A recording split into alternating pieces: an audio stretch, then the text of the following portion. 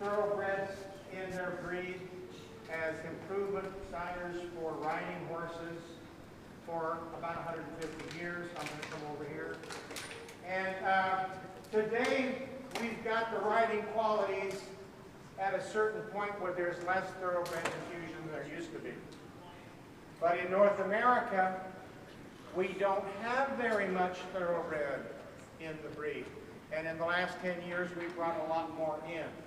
That's the reason, is because Americans, when they went to Europe to buy these horses, they looked at the pedigree, and in their head somewhere, thoroughbreds are bad, thoroughbreds are nasty, thoroughbreds are wild, they're difficult to handle, so they bought pedigrees 4 or 5 generations free of thoroughbreds.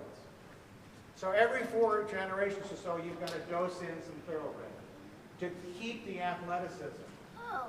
Today in Europe, the Trakehner breed doesn't use very much thoroughbred, and they really hardly use any Arabian.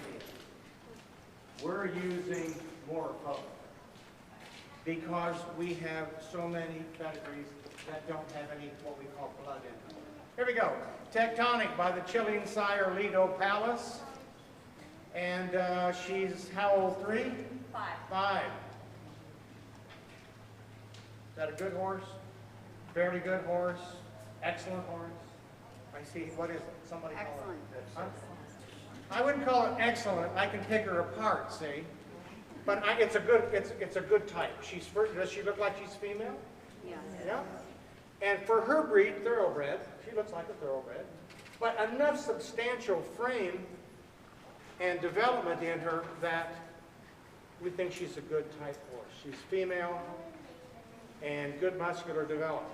For the frame, what did they give her, Paris? 8. 8. They gave her an 8 for frame.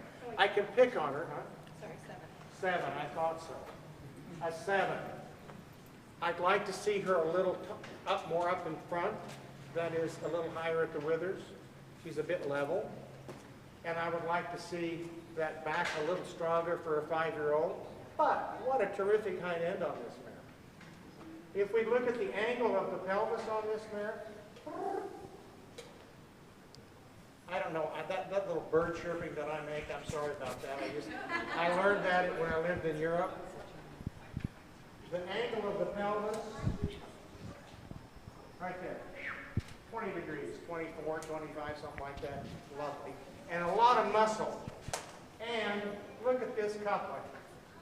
This is the convex, smooth coupling. Really good hind end on this mare. I'd like to see her neck set up a little higher, on her withers especially. Let me show you.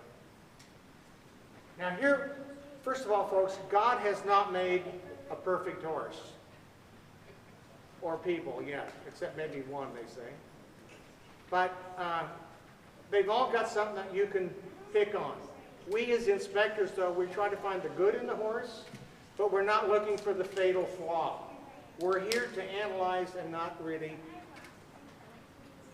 pull out the flaws. But if we were to improve her, I'd like to see this neck flow in here a little higher. 8 for the type, 7 for the frame, 7 for the legs, and the legs. You know, I'm going to either have to get new glasses or you're going to have to write bigger next time. Yeah, okay.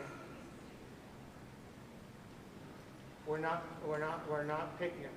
Things that we want to improve on the horse. I mean, her legs are fairly good. But if we were to improve her, let's face the folks. Face the folks, and then you stand with your horse. That's it. That's it. Oh, sideways or? No. Face the front view with your horse. That's good. Now we're going to try to square her up in front. She's vicious, isn't she? All right.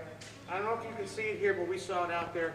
She is one that is laterally rotated.